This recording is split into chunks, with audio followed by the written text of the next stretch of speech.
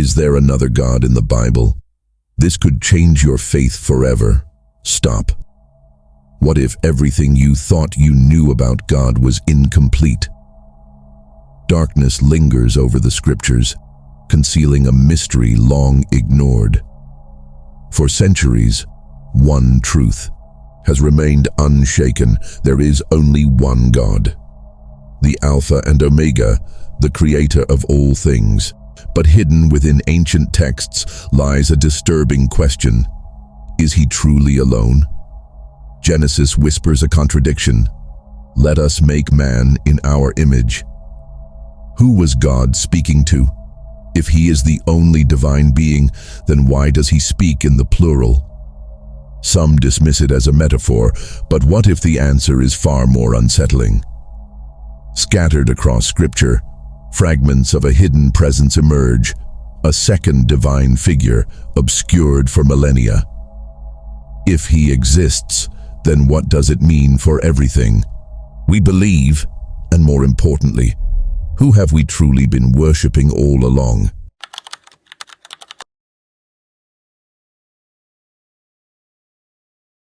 From the very first pages of Genesis, a whisper of uncertainty lingers beneath the surface of Scripture, an anomaly so subtle yet so profound that most overlook it entirely.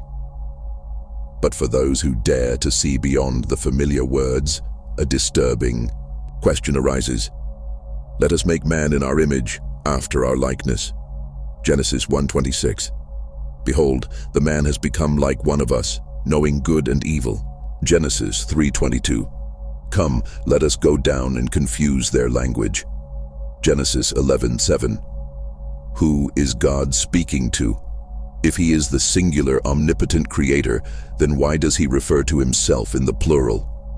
For centuries, theologians have struggled to explain these verses, offering theories of divine majesty, angelic counsels, or the foreshadowing of the Trinity. But none of these answers fully satisfies the unsettling implications buried in the text.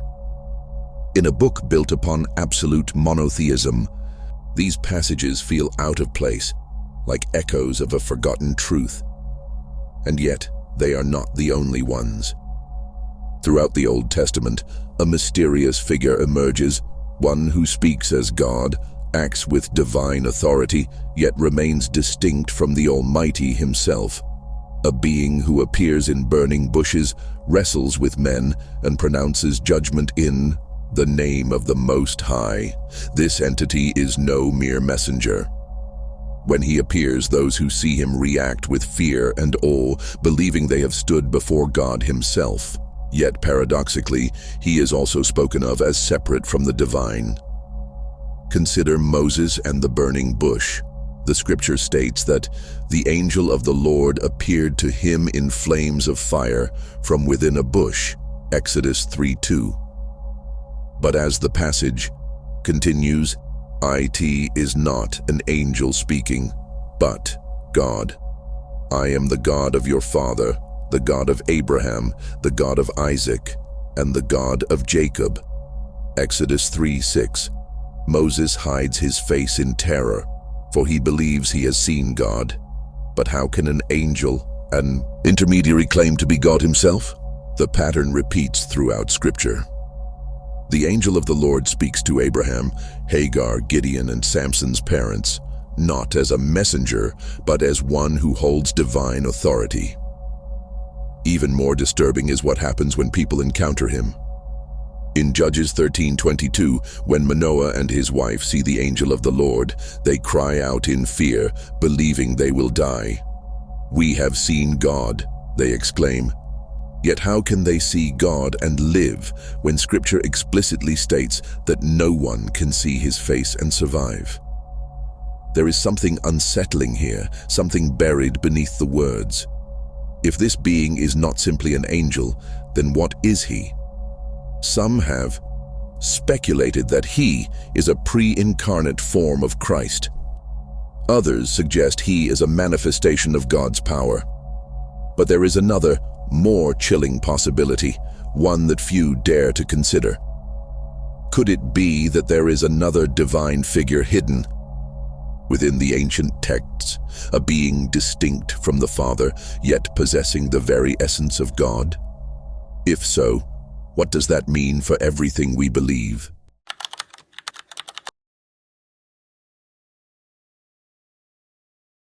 The angel of the Lord were merely a celestial messenger, the answer would be simple.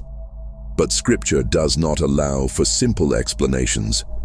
Time and time again, this figure steps beyond the role of a servant and into the realm of divinity itself.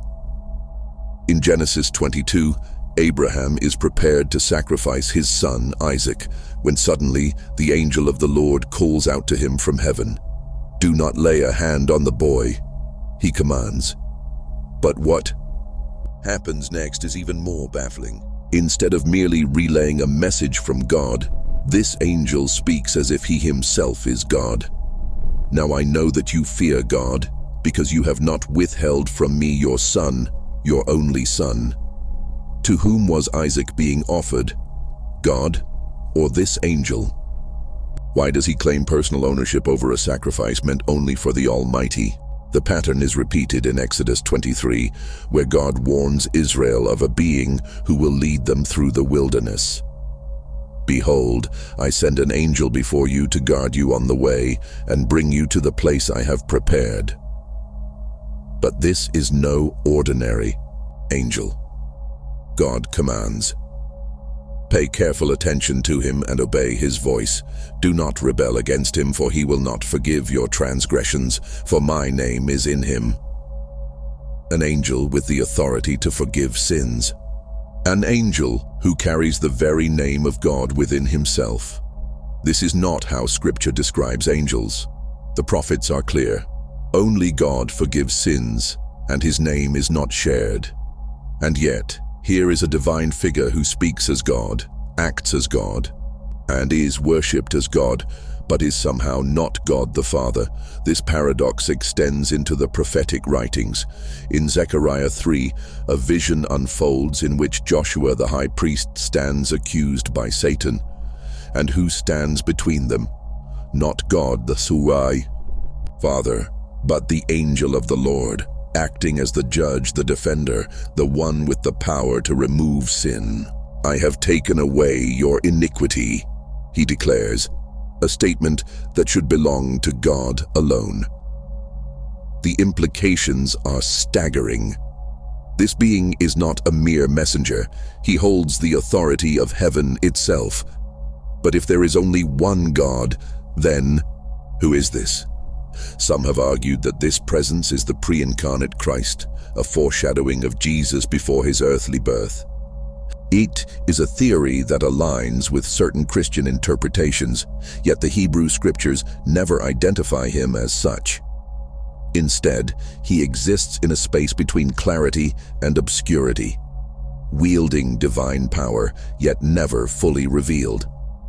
But there is another possibility, one far more unsettling. Could it be that the concept of God as a singular entity is only part of the story? That the earliest scriptures hold an understanding of divinity that was later reshaped, altered, and simplified? If the angel of the Lord is not a mere creation, but a distinct divine being, then we are left with an uncomfortable question. One that threatens the very foundation of monotheism. Is it possible that hidden within the pages of the Bible, there was always more than one God?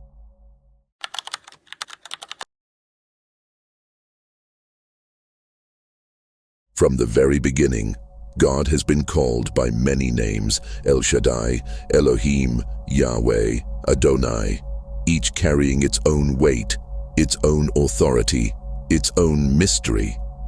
But while most believe these names simply reflect different aspects of the same divine being, Scripture suggests something far more unsettling.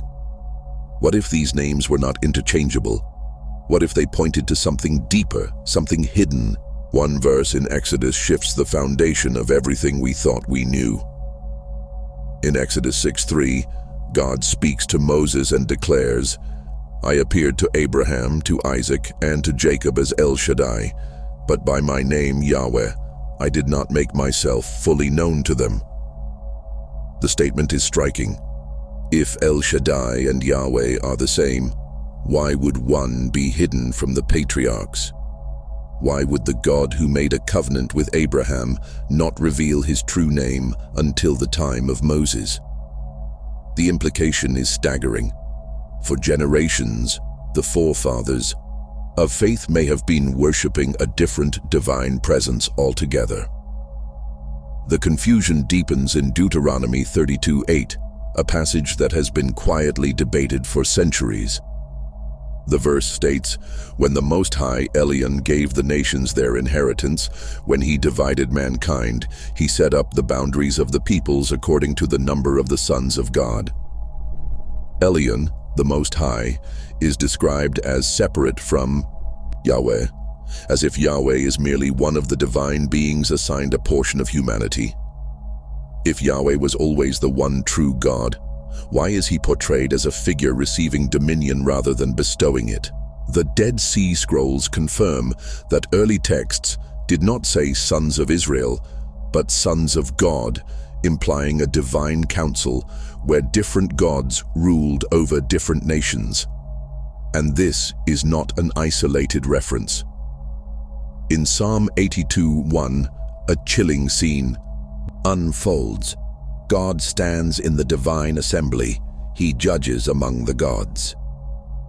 The passage suggests a hierarchy of divine beings, with Yahweh ruling among them. But this raises an uncomfortable question. If there is only one God, who are the others? Were they mere angels or something more? Traditional theology offers an answer. Many scholars argue that these names and descriptions are not evidence of multiple gods, but progressive revelations of the same divine being. El Shaddai, Elyon, and Yahweh could represent different ways God revealed himself throughout time, rather than separate entities. The divine council, according to monotheistic interpretations, could be a heavenly court of angels, not rival deities. However, if that is true, why does Yahweh explicitly demand exclusive worship in the 10 Commandments? Why does he say, "You shall have no other gods before me"? Exodus 23, rather than simply stating, "There are no other gods"? The answer may lie in the evolution of faith itself.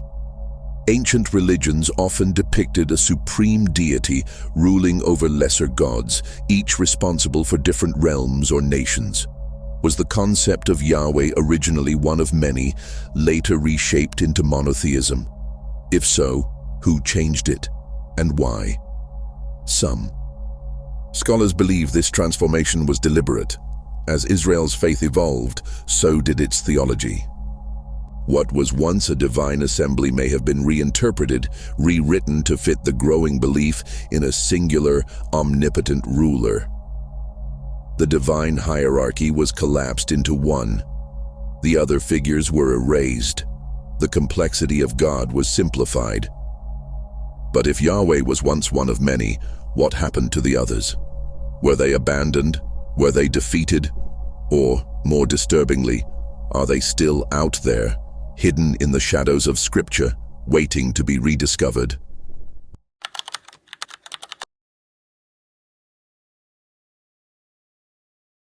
If Yahweh was once one of many, then what happened to the others? Were they forgotten, erased from history? Or was there a struggle, an ancient war between divine beings, a battle that shaped the very fabric of faith itself? The Bible hints at a time when the heavens were not ruled by a single God, but by a divine council, a gathering of powerful beings, each with authority over different nations, realms, and destinies. Deuteronomy 32:8 describes how Elyon, the Most High, divided the nations among the sons of God, granting each their own dominion. Yahweh was given Israel, while others ruled elsewhere. But as history progressed, something changed. A shift occurred, a consolidation of power. The gods of the nations once acknowledged were cast into shadow. Yahweh rose above them all, claiming supremacy, demanding that no other gods be worshipped. "You shall have no other gods before me." Exodus 23. This was not a denial of their existence, it was a decree of dominance. The wording is deliberate. No other gods before me implies that others exist, but they must be rejected, silenced, and forgotten. The Old Testament is filled with Yahweh's warnings against these rival deities: Baal, Molech, Asherah, names that were once spoken with reverence, now reduced to false idols. But what if they were not mere idols? What if they were once powerful rulers, now dethroned? What if, instead of being destroyed, some chose exile over extinction? The Book of Psalms gives us another chilling glimpse into this hidden war. Psalm 82 describes Yahweh standing in the assembly of the gods, not as a fellow member, but as their judge. "How long will you judge unjustly and show partiality to the wicked?" Psalm 82:2.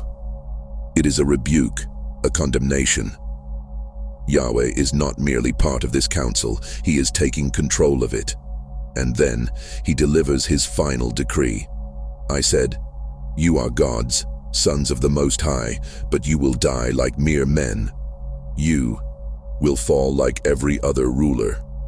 Psalm 82:6-7. This is a declaration of war. Yahweh is stripping the divine council of their power, casting them down to perish like mortals. The gods of old, the rulers of nations, are being overthrown. This war plays out across the Old Testament. Time and time again, Yahweh's followers are commanded to tear down altars, destroy temples, and wipe out entire cultures that worship these rival deities. The war is not just spiritual, it is physical, political, total. But what if the war was never truly won? Ancient texts outside the Bible hint at a darker fate. Some gods were slain. Others, like the fallen angels of the Book of Enoch, were bound in chains, imprisoned in the depths of the earth, waiting for judgment. Yet others may still roam the world in disguise, influencing history from the shadows. Their power diminished, but not extinguished. Their influence reduced, but not forgotten. And here lies the most terrifying question of all. If Yahweh overthrew the old gods to reign supreme, was he the true ruler all along, or did he simply win the war?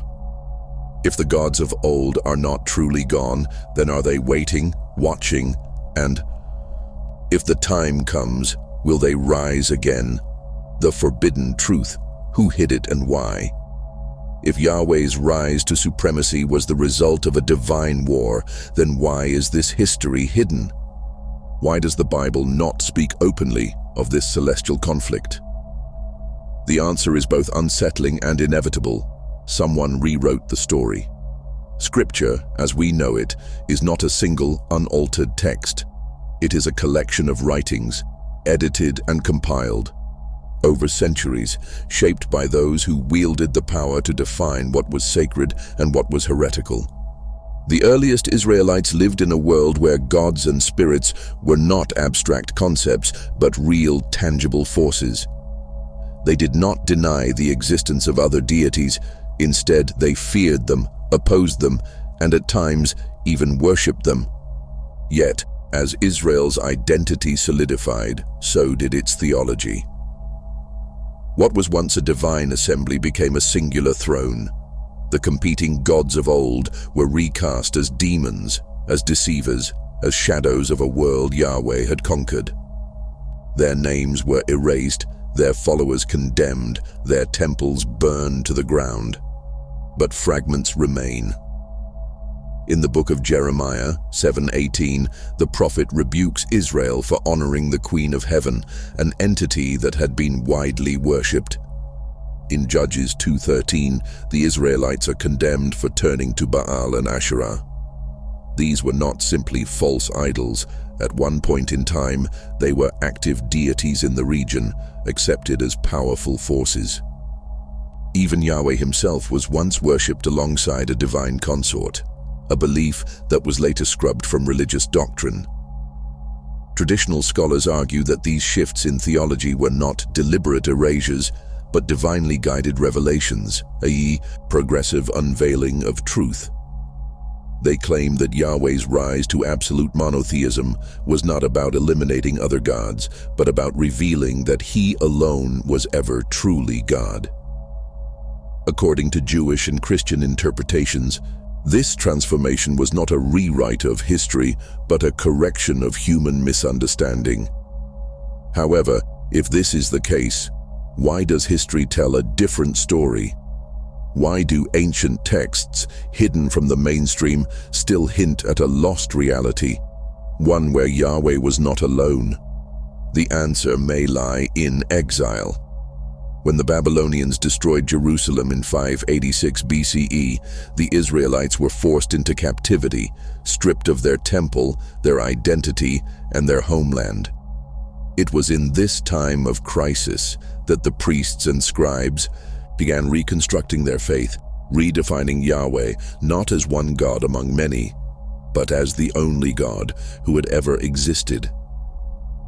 It was no longer enough for Yahweh to be supreme. He had to be alone. The old histories were rewritten. The rival gods were transformed into mere idols, powerless and false. The divine council that once stood was collapsed into a single, omnipotent being. The war of the gods was erased. The Taj, conqueror, was made eternal. But history has a way of resurfacing. Forgotten texts are uncovered, ancient myths are revived, and scholars begin to piece together what was lost. Perhaps the gods of old were not destroyed, only silenced. Perhaps their influence, buried beneath layers of rewritten doctrine, never truly vanished. And if that is true, then the world may not be as it seems. The past was reshaped, the future remains unwritten, and the question remains, if history can be rewritten once, can it be rewritten again? The truth that changes everything, the whispers of forgotten gods, the buried remnants of a divine war, the uneasy truth that Yahweh may not have always been alone. All of it leads to one inevitable question. What happens if the veil is lifted? For centuries, faith has been built upon a singular foundation. One God, one truth, one ultimate power. But if history were rewritten, if the gods of old were silenced, then what does that mean for us now? Have we been worshipping a victor rather than a creator? Have we unknowingly followed the last surviving ruler of a war we were never meant to remember? There is one final clue, one hidden in plain sight. Revelation 22:12-13. Behold, I am coming soon, bringing my recompense with me, to repay each one for what he has done. I am the Alpha and the Omega, the first and the last, the beginning and the end. A declaration of supremacy, a final claim to absolute power. But what if it is not a promise but a warning? What if he is not returning to bring peace, but to ensure that no others remain? The prophecies of the end. Times speak of a great conflict, an ultimate battle between forces beyond human comprehension. For those who believe, it is the final victory of light over darkness. But what if it is something else? What if it is the last war? A war to erase any remnants of the old order, to eliminate every last trace of the gods who were once revered, to finish what was started thousands of years ago. What if the gods who were cast down have never been truly gone? The world is changing. Secrets long buried are rising to the surface. Lost texts resurface. Heretical writings gain new interest. And ancient names once feared begin to be spoken again.